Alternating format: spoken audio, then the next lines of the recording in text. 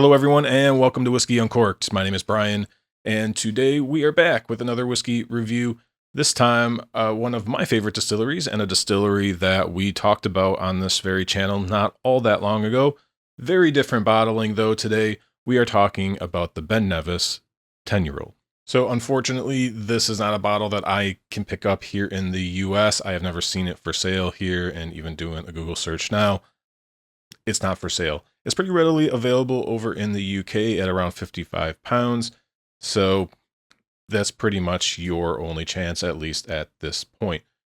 We'll see if there's a change in availability for the official products. I heard the rumor. I don't know how true it is, but supposedly Ben Nevis said that they would no longer be selling barrels of whiskey to independent bottlers.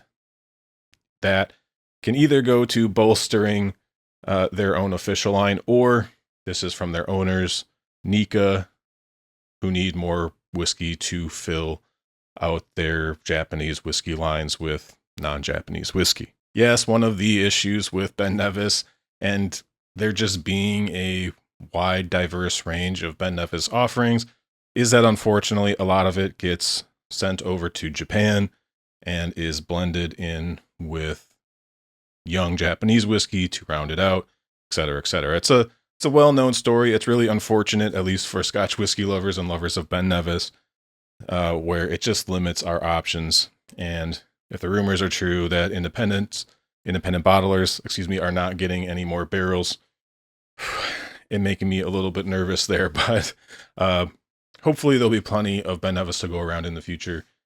But let's talk about this bottle and what I know about it, which frankly isn't all that much. The basics are it is 46%, it's non-chill filtered, and it is natural color. In terms of cask makeup, I don't know if I've seen anywhere where it's just directly listed. Even the Ben Nevis's distillery's website is not currently up.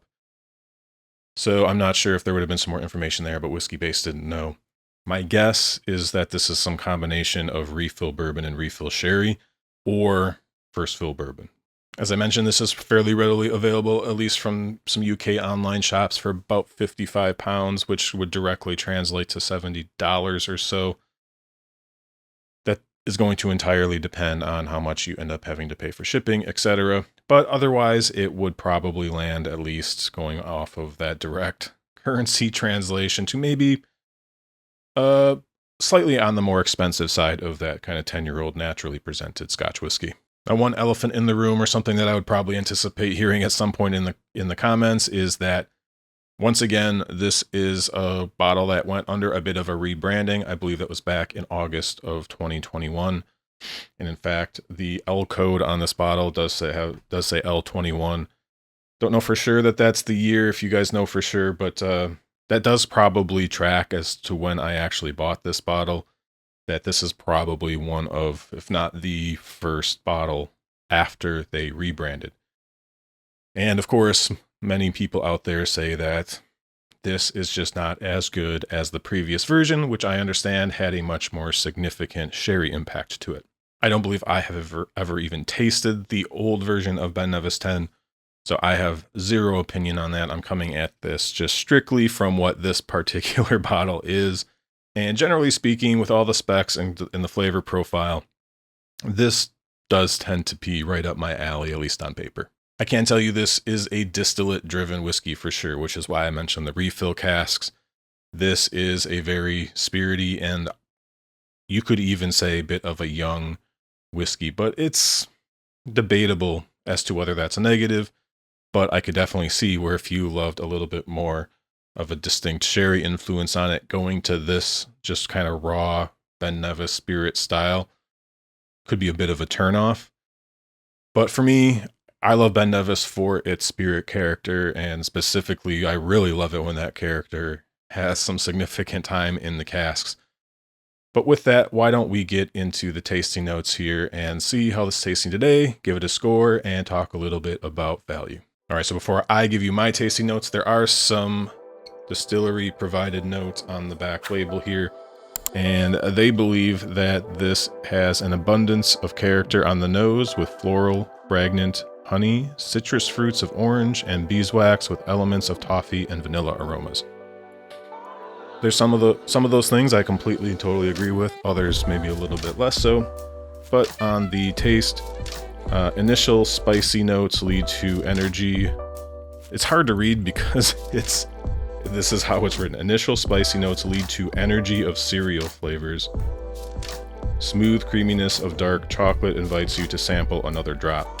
The tasting notes are actually fairly poor. They could have left out that little invite you to sample another drop and actually given you some, talked about the fruit that's on here. That's the Ben Nevis character. And anyways, but let's see what else we're getting on the nose today.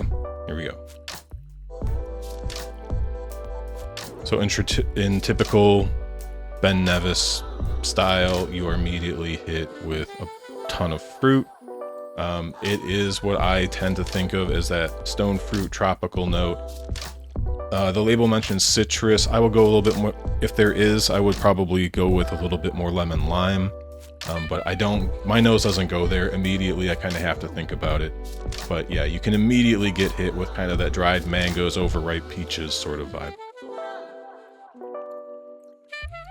The maltiness is present. It's kind of doughy and almost kind of smells kind of chewy. There is kind of a thickness on the nose and a ton of vanilla. So the nose is fairly straightforward. You're not getting a super ton of complexity. Yeah, you can kind of dig in there a little bit and kind of get a little bit more of those fruit notes, be a little bit more prominent. But what I'm also looking for is that Ben Nevis character, which with some age really kind of turns for me into a bit of an earthy savoriness. I just kind of refer to it as being dirty. That's where some of that overripe fruit comes in, where it just starts to kind of have a little bit of not quite funkiness, but it just kind of has that real natural earthy smell. Right here on this 10-year-old, I'm getting something much more in line with more of a mineralic note, maybe even slightly metallic, and that does come over onto the palate. I don't find that to be offensive at all. I would prefer the other one, the more earthy, savory quality, but being that this is 10 years old and very little cask influence to speak of, it does provide a bit of depth and some interesting qualities, particularly on the palate. So with that, let's jump to that palate. Cheers. So right up front, you're getting much more of that grassy, floral honey. But the more you chew on it, and this is one of the more fun things about this, the more you chew on it, you can really kind of pull out that fruit earlier in the experience. You can probably replicate that by adding a little bit of water. If you don't chew on a lot, that fruitiness is more like a burst, kind of on the back half. It's just kind of like comes out of nowhere. And it can actually be kind of fun if you aren't really paying attention. But anyways, once you kind of get through that and you swallow it, that's kind of where the notes kick in here on the bottle, where like it says initially spicy. It's got a bite to it. I don't think it's spicy like it's peppery or it's got a lot of baking spice or a cinnamon quality or anything like that. It's got a bit of spirity bite to it, which I actually kind of like. It gives it some character. It's not boring. It kind of perks you up, and then it immediately transforms back into that real fruity, overripe peaches, maybe even a little bit of pineapple. Again, you could go maybe some citrus, lemon lime, something like that. And into the finish where it kind of dries out, you're picking up some more of that kind of mineralic and maybe even slightly metallic quality with some very kind of subtle cocoa powder, which is another reason why I kind of said the refill barrel were, at least in my opinion, probably prevalent here, because first fill, I think that cocoa powder, chocolate powder on the very finish would have been a little bit stronger. All right, let's do one more sip and see what else we can find. Yeah, really nice honey all the way through. A little less bite on that sip. I had a couple sips kind of before I turned the camera on, but much less of a bite there. Still looking for that Ben Nevis like dirty quality. It's there, but it just presents itself a little bit differently again. It's got a nice mouthfeel, slightly silky, not super viscous or anything like that, but definitely non-chill filtered. And yeah, again, similar to the nose, there's not a ton of different things happening on here. But if this is your style of whiskey, like if you like fruity, spirit-forward whiskeys, I can imagine that you can love this. If you don't like that kind of whiskey, I can imagine that this is something that you could probably look right past. So to me, this is a little bit of a cross between like an Aaron 10 and like a classic laddie, where you're getting like the fruitiness of the Aaron 10 and some of that kind of mineralic, no lactic quality here, but just some of that kind of real maritime wet rock quality to it. So I'm a sucker for the fruitiness of this. I don't love that mineralic, slightly metallic quality. I'm learning to enjoy it a little bit more since I've been drinking more whiskeys where that is present. But I am kind of biased towards Ben Nevis because it is just one of my favorite all-around distilleries. But I can see why people may have preferred the Ben Nevis 10 with a little bit more sherry influence, just to kind of sand and round those edges off a bit. There's probably some people out there that couldn't be more happy that they cut that out. But I think for the masses, maybe a little bit more sherry influence. If there's any sherry in here at all, it's very difficult to find. But in terms of a score, I think this is the perfect opportunity. As I said last week, take advantage of the fact that I'm almost looking to give some whiskeys a 6 out of 10 these days, because it's probably where more should fall in my ranking system. And I was tempted to go 7 on this one just because I love that Ben Nevis fruitiness so much, and the way the Ben Nevis quality or character isn't coming through quite the way I want it to. It's still pretty fun, it's still pretty nice, and if that wasn't there, this would be an even more simple, straightforward whiskey. But yeah, this is gonna fall on a high 6 out of 10, which is above average. So in terms of value, it's a little difficult because I don't know what this would be right off the shelf. Having to order it from the UK is probably going to make this slightly cost prohibitive, particularly at that 6 out of 10 score. It's like it's a really good whiskey. I really like it. Personal bias would bump it up to a 7.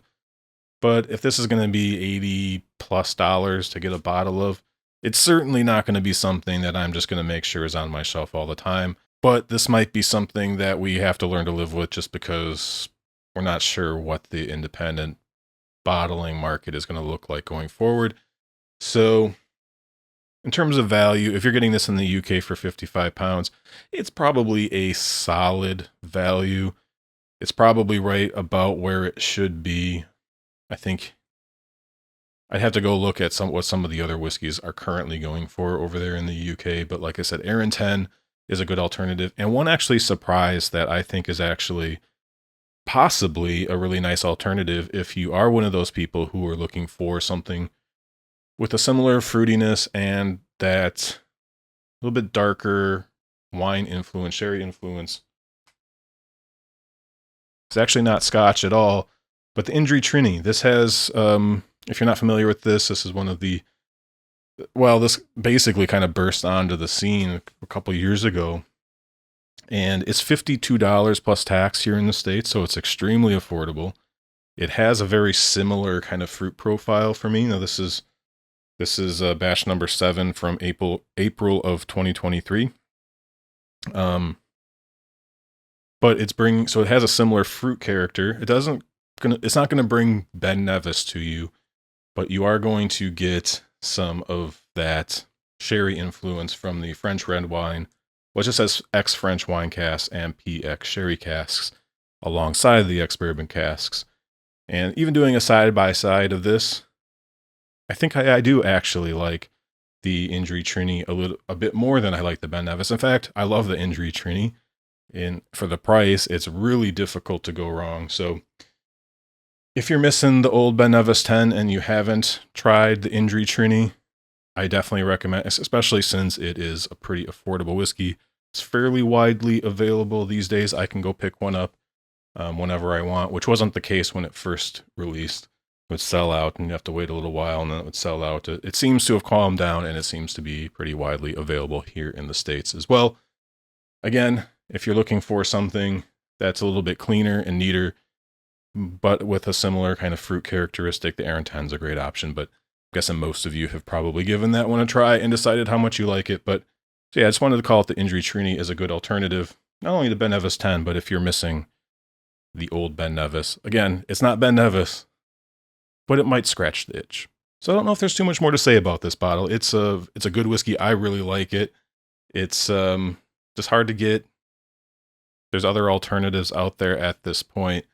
So I don't really know how much I'm going to try to champion the cause of the Ben Nevis 10. We'll see how the market shakes out here over the next few years, particularly on the independent bottling side of things. But they are still one of my favorite all-around distilleries and are absolutely capable of making some absolutely delicious whiskey.